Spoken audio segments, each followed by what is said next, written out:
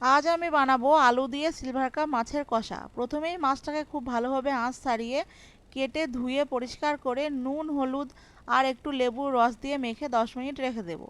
তারপর কড়াইয়ে সর্ষের তেল গরম করে একে একে মাছের পিসগুলো দিয়ে দেবো।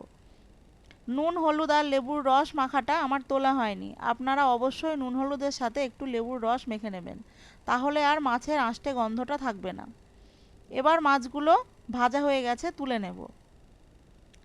এবার এই তেলের মধ্যেই আগের থেকে কেটে রাখা আলুগুলো দিয়ে লাল লাল করে ভেজে তুলে নেব।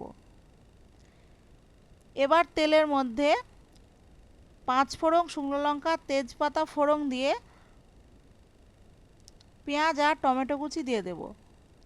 পেঁয়াজ টমেটোটা একটু ভাজা ভাজা হয়ে গেলে ওর মধ্যে আদা, রসুন আর পেঁয়াজ বাটা দিয়ে কষাতে থাকবো। তারপর যখন দেখব মশলাটায় তেল ছেড়ে এসেছে, তখন গুঁড়ো মশলাগুলো দিয়ে দেব।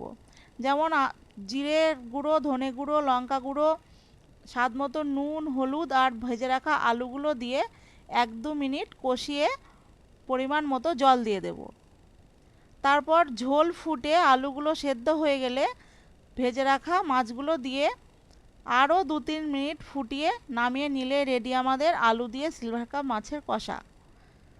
যারা সিলভার কাপ মাছ খেতে পছন্দ করেন না, সেই বন্ধুদেরকে বলবো এইভাবে বানিয়ে একবার দেখবেন, তাহলে বলবেন এই স্বাদের ভাগ হবে না।